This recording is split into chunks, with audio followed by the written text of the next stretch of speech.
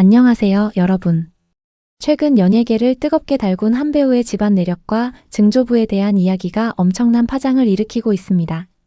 배우 하영 씨가 방송에 나와 자신의 집안이 4대째 내려오는 명문 의사 가문이라며 증조부를 언급한 것이 발단이 되었습니다. 증조부가 구한말 고종 황제를 진료했던 어의 출신이자 한양에 처음으로 개인 병원을 연 훌륭한 분이라 자랑스럽게 말했는데요.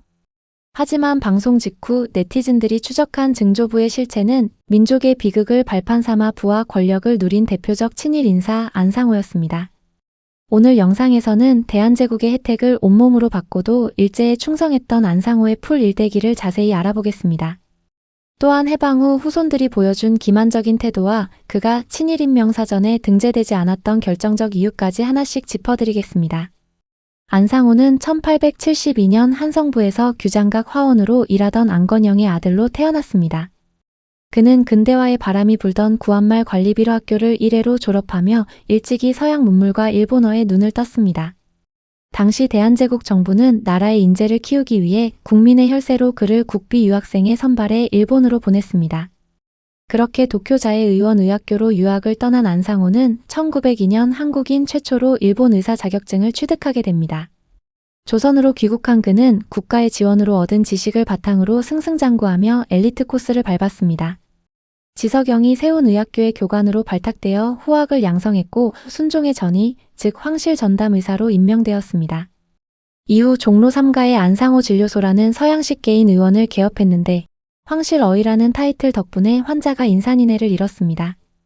그는 막대한 돈을 끌어모았고 고종 황제와 황실 종친들을 지근거리에서 보필하며 조선 최고의 상류층으로 자리 잡았습니다. 하지만 국권을 빼앗기고 일제강점기가 시작되자 국가의 혜택을 받았던 그의 태도는 180도 달라졌습니다. 안상호는 나라를 잃은 민족의 아픔을 외면한 채 일제 식민체제에 빠르게 기생하기 시작했습니다. 1916년에는 일제의 식민 통치를 정당화하고 지지하는 대표적 친일 단체인 대정실업친목회의 평의원으로 이름을 올렸습니다. 대정친목회는 경성의 유력자와 친일파들이 모여 일제의 내선융화 정책에 적극 협력하던 핵심 친일 기관이었습니다. 그뿐만 아니라 안상호는 유학 시절 만난 일본인 여성과 결혼한 후 자신의 가정을 일제의 선전 도구로 바쳤습니다. 1918년 조선 총독부 기관지 매일신보에는 안상호의 가정을 집중 조명하는 대형 기획 기사가 실렸습니다. 완전히 내지화한 의사 안상호 씨의 가정이라는 제목으로 일제의 내선 일체 모범 사례로 대대적으로 홍보된 것입니다. 해당 인터뷰에서 안상호는 나는 조선 옷은 한 벌도 입지 않으며 조선 사람과는 전혀 교류하지 않는다고 말했습니다. 또한 집안에서는 전적으로 일본어만 사용하고 자녀들도 완전한 일본인으로 키우고 있다며 자랑스럽게 늘어놓았습니다. 대한제국의 국비로 유학하고 황실의 덕을 본 인물이 일제의 앞잡이가 되어 민족 정체성을 부정했던 것입니다. 그리고 1919년 1월 민족의 가슴에 영원히 새겨질 비극적인 사건이 발생하며 안상호의 이름이 다시 한번 거론됩니다. 바로 덕수궁 함령전에 머물던 고종 황제가 갑작스럽게 서거한 고종 황제 독살설 사건입니다. 당시 고종 황제가 뇌출혈로 쓰러졌을 때 현장에 호출되어 마지막으로 약을 조제하고 진료했던 의사가 바로 안상호였습니다.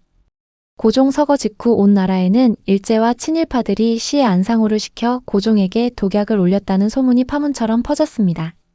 영친왕의 비이방자 여사의 수기에도 총독부가 시의 안상호에게 독살을 명령했다는 소문을 들었다는 기록이 남겨져 있습니다. 비록 안상호가 직접 독을 썼다는 법적 물리적 확실한 증거는 밝혀지지 않았지만 당대 민중들에게 안상호는 매국노로 찍혔습니다. 일제에 완전히 협력하던 그였기에 고종 독살이라는 국가적 비극의 중심에서 무서운 의혹을 받게 되었던 것입니다. 이처럼 의혹과 비난 속에서도 안상호는 일제가 제공하는 특권과 경성 한복판의 막대한 자산을 누리며 살았습니다. 그는 해방을 보지 못하고 일제강점기 한복판이었던 1927년 12월 31일 56세의 나이로 사망했습니다.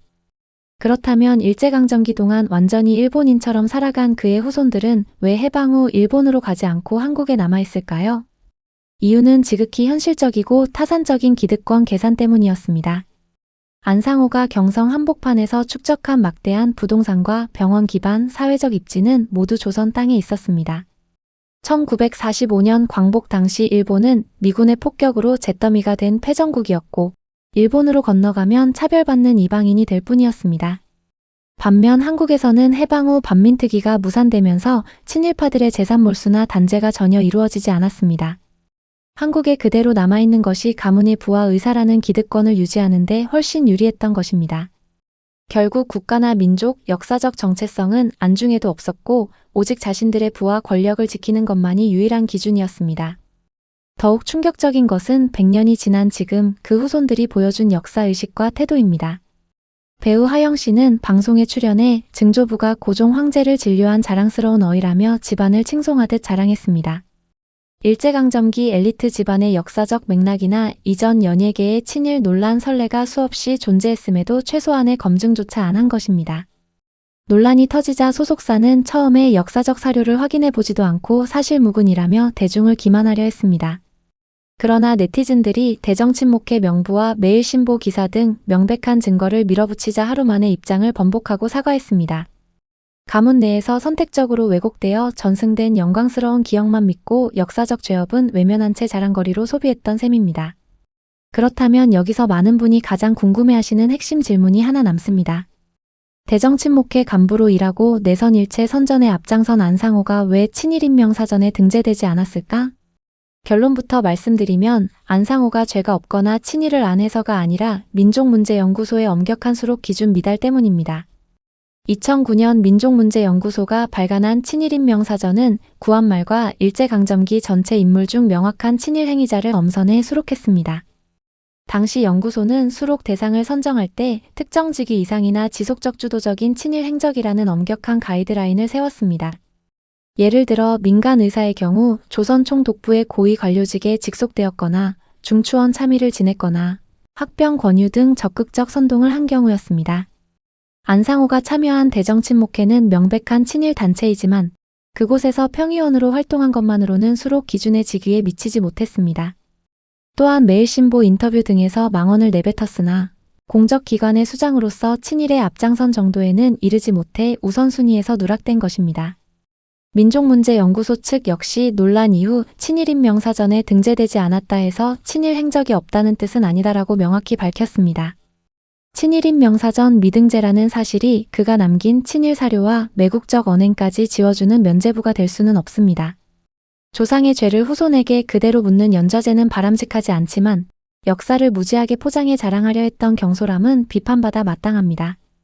나라의 피와 땀으로 성장해 일제에 충성했던 안상호의 일대기, 여러분은 어떻게 생각하십니까? 오늘 영상이 유익하셨다면 구독과 좋아요 부탁드립니다. 시청해주셔서 감사합니다.